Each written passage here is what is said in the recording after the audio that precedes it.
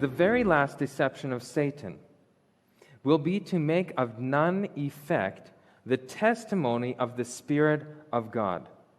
Where there is no vision, the people perish. Satan will work ingeniously in different ways and through different agencies to unsettle the confidence of God's remnant people in the true testimony. We have a very important message. And we have two things as Adventists. We have the commandments of God and the spirit of prophecy. There's a difference between just having the Sabbath. There's Seventh-day Baptists, there's Jews, there's all these. But they do not have the spirit of prophecy. And one of the last deceptions that Satan will have is to take away the importance of the spirit of prophecy to God's last day people. The enemy has made his masterly efforts to unsettle the faith of our own people in the testimonies. This is just as Satan designed it should be. And those who have been preparing the way for the people to pay no heed to the warnings and reproofs of the testimonies of the Spirit of God will see that a tide of errors of all kinds will spring into life. And the other day, when we were reading that document, From Clear Fulfillment to Complex Prophecy, we've seen that people started to question the authority of the spirit of prophecy when it comes to prophetic interpretation. And when one thing goes, another thing goes. We start at those little jewels, those little diamonds that were the size of a head of a pin, but pretty soon it's going to be big pieces. It is Satan's plan to weaken the faith of God's people in the testimonies.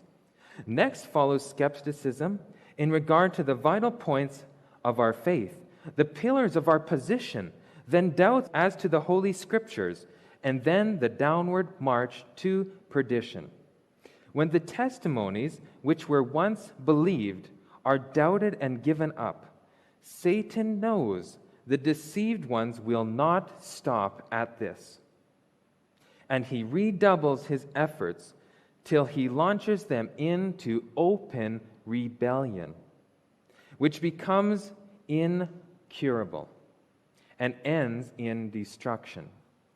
So those people, when the message was prophesied to them, those bones that were shaken, but they didn't receive the prophetic message that was given to them, and they were cast by the way, they denied the light behind them, they will eventually go into open rebellion and will be one of the strongest powers against God's people at the end.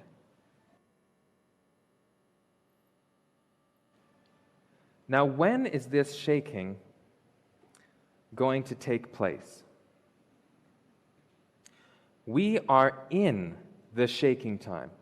The time is now. The time when everything that can be shaken will be shaken. The Lord will not excuse those who know the truth if they do not in word and deed obey His commands. Just as soon as the people of God are what? Sealed in their foreheads. It is not any seal or mark that can be seen. So it's not a barcode, it's not a chip, but a settling into the truth, both intellectually and spiritually, so they cannot be moved. They are so firm on the foundation that was laid that it doesn't matter what storm is coming, because a storm is coming, that they are not able to be even moved a little. Just as soon as God's people are sealed and prepared for the shaking, it will come.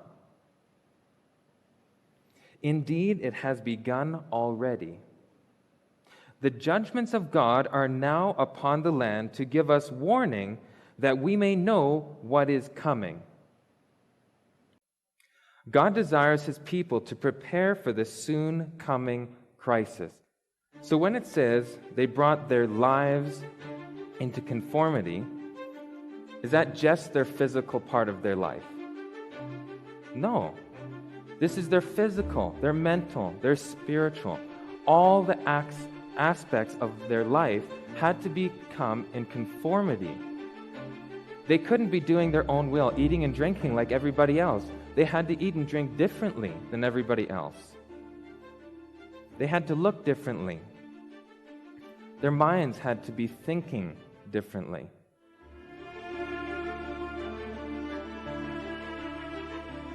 The shaking has already begun. The messages are coming to God's people, and we need to be ready to receive them. We need to be in our Bibles studying like never before. We are coming to a time when God's law is going to be removed, first in countries close to us, and then eventually to the entire world.